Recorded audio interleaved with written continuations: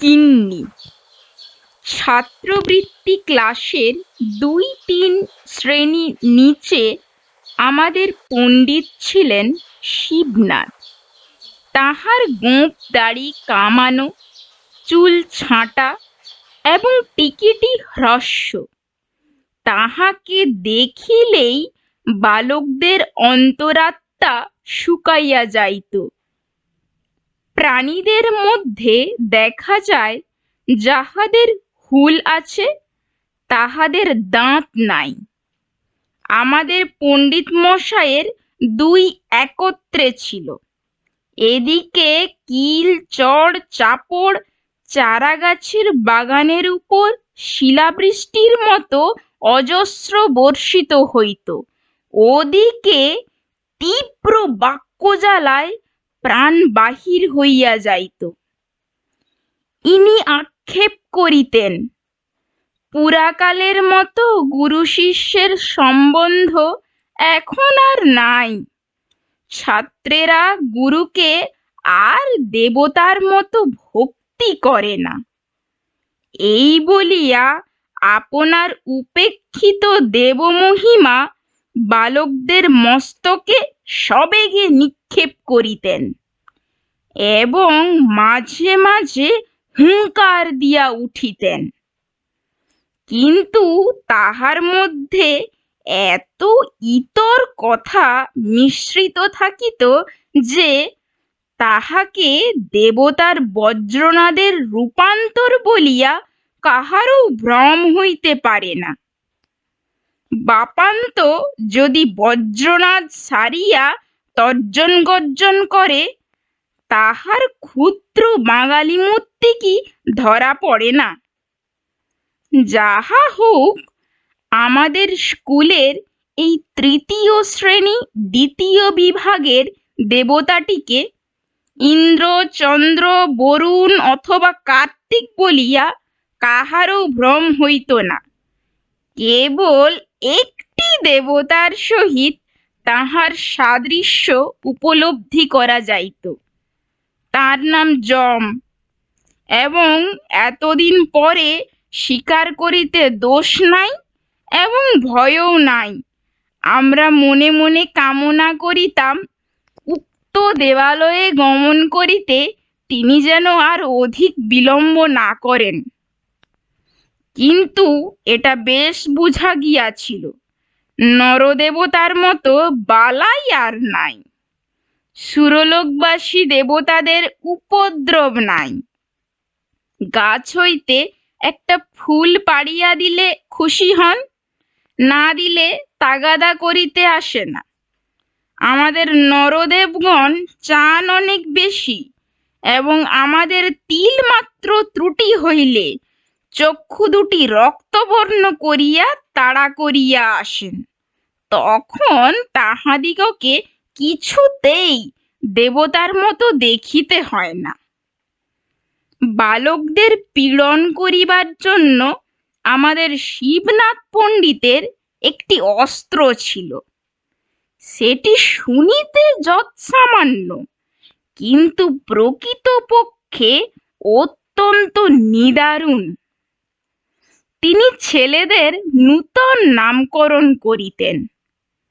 নাম জিনিসটা যদিচ শব্দ বই আর কিছুই নয়, কিন্তু সাধারণত লোকে আপনার চেয়ে আপনার নামটা বেশি ভালোবাসে। নিজের নাম রাষ্ট্র করিবার জন্য লোকে কি কষ্টই না স্বীকার করে, এমনকি নামটিকে বাঁচাইবার জন্য লোকে আপনি মরিতে কুণ্ঠিত হয় না। এমন নামপ্রিয় মানবের নাম বিকৃত করিয়া দিলে তাহার প্রাণের চেয়ে প্রিয়তর স্থানে আঘাত করা হয়। এমনকি যাহার নাম ভূতনাথ, তাহাকে নলিনীকান্ত বলিলে তাহার অসহ্য বোধ হয়। ইহা হইতে এই তত্ত্ব পাওয়া যায়, মানুষ বস্তুর চেয়ে অবস্তুকে বেশি মূল্যবান জ্ঞান করে, সোনার চেয়ে বাণী, প্রাণের চেয়ে মান এবং আপনার চেয়ে আপনার নামটাকে বড় মনে করে। মানব স্বভাবের এই সকল অন্তর্নিহিত নিগূঢ় নিয়মবশত পণ্ডিত মহাশয় যখন শশী শেখরকে ভেটকি নাম দিলেন, তখন সে নিরতিশয় কাতর হইয়া পড়িল। বিশেষত উক্ত নামকরণে তাহার চেহারার প্রতি বিশেষ লক্ষ্য করা হইতেছে জানিয়া তাহার মর্মযন্ত্রণা আরো দ্বিগুণ বাড়িয়া উঠিল। অথচ একান্ত শান্তভাবে সমস্ত সহ্য করিয়া চুপ করিয়া থাকিতে হইল। আশুর নাম ছিল গিন্নি, কিন্তু তাহার সঙ্গে একটু ইতিহাস জড়িত আছে।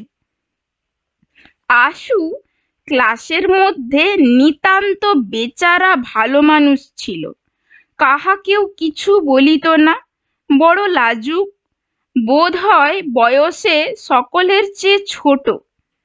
সকল কথাতেই কেবল মৃদু মৃদু হাসিত, বেশ পড়া করিত। স্কুলের অনেক ছেলেই তাহার সঙ্গে ভাব করিবার জন্য উন্মুখ ছিল, কিন্তু সে কোনো ছেলের সঙ্গে খেলা করিত না। ছুটি হইবা মাত্রই মুহূর্ত বিলম্ব না করিয়া বাড়ি চলিয়া যাইত। পত্রপুটে গুটি কতক মিষ্টান্ন এবং ছোট কাঁসার ঘটিতে জল লইয়া একটার সময় বাড়ি হইতে দাসী আসিত। আশু সেজন্য বড় অপ্রতিভ।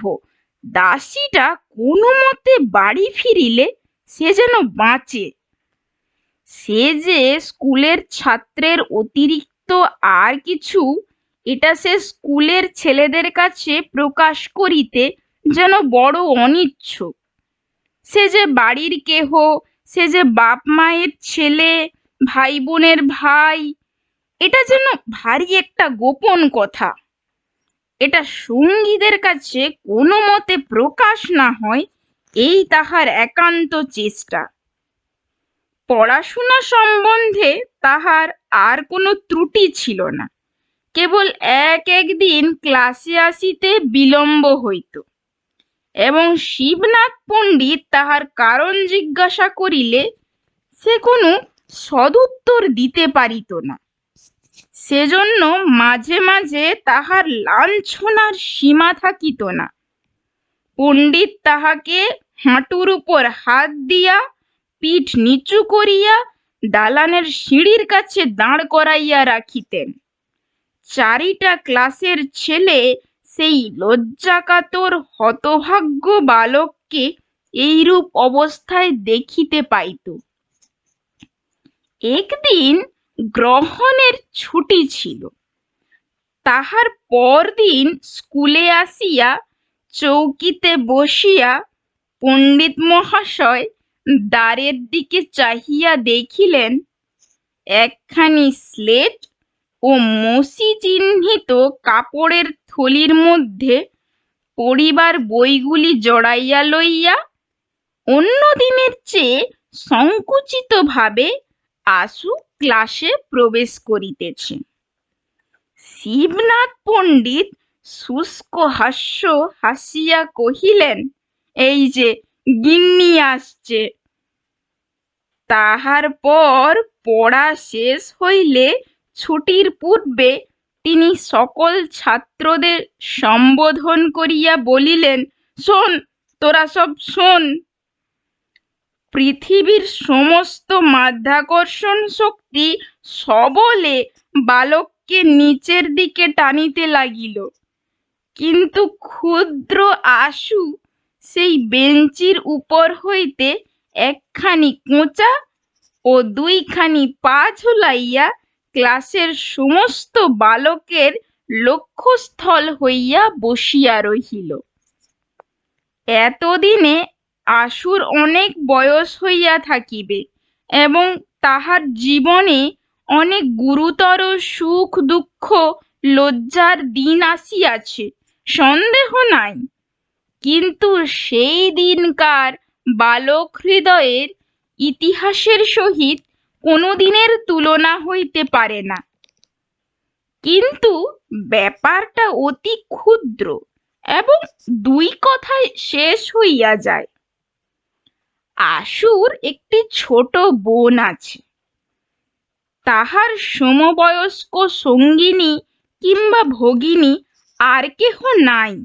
সুতরাং আশুর সঙ্গেই তাহার যত খেলা। একটি গেটওয়ালা লোহার রেলিং এর মধ্যে আশুদের গাড়ির বারান্দা। সেদিন মেঘ করিয়া খুব বৃষ্টি হইতেছিল। জুতা হাতে করিয়া ছাতা মাথায় দিয়া যে 2-4 জন পথিক পথ দিয়া চলিতেছিল, তাহাদের কোনো দিকে চাহিবার অবসর ছিল না। সেই মেঘের অন্ধকারে, সেই বৃষ্টি পতনের শব্দে, সেই সমস্ত দিন ছুটিতে গাড়ি বারান্দার সিঁড়িতে বসিয়া আশু তাহার বোনের সঙ্গে খেলা করিতেছিল। সেদিন তাহাদের পুতুলের বিয়ে। তাহারই আয়োজন সম্বন্ধে অত্যন্ত গম্ভীরভাবে ব্যস্ত হইয়া আশু তাহার ভগিনীকে উপদেশ দিতেছিল। এখন তর্ক উঠিল, কাহাকে পুরোহিত করা যায়। বালিকা চট করিয়া ছুটিয়া একজনকে গিয়া জিজ্ঞাসা করিল, হাগা, তুমি আমাদের পুরুত ঠাকুর হবে? আশু পশ্চাৎ ফিরিয়া দেখে শিবনাথ পণ্ডিত ভিজা ছাতা মুড়িয়া অর্ধসিক্ত অবস্থায় তাহাদের গাড়ি বারান্দায় দাঁড়াইয়া আছেন। পথ দিয়া যাইতেছিলেন। বৃষ্টির উপদ্রব হইতে সেখানে আশ্রয় লইয়াছেন। বালিকা তাহাকে পুতুলের পৌরোহিত্যে নিয়োগ করিবার প্রস্তাব করিতেছে। পণ্ডিত মহাশয়কে দেখিয়াই আশু তাহার খেলা এবং ভগিনী সমস্ত ফেলিয়া এক দৌড়ে গৃহের মধ্যে অন্তর্হিত হইল। তাহার ছুটির দিন সম্পূর্ণ মাটি হইয়া গেল। পরদিন শিবনাথ পণ্ডিত যখন শুষ্ক উপহাসের সহিত এই ঘটনাটি ভূমিকা স্বরূপে উল্লেখ করিয়া সাধারণ সমক্ষে আশুর গিন্নি নামকরণ করিলেন, তখন প্রথমে সে যেমন সকল কথাতেই মৃদুভাবে হাসিয়া থাকে, তেমনি করিয়া হাসিয়া চারিদিকের কৌতুক হাস্যে ঈষৎ যোগ দিতে চেষ্টা করিল। এমন সময় 1টার ঘণ্টা বাজিল।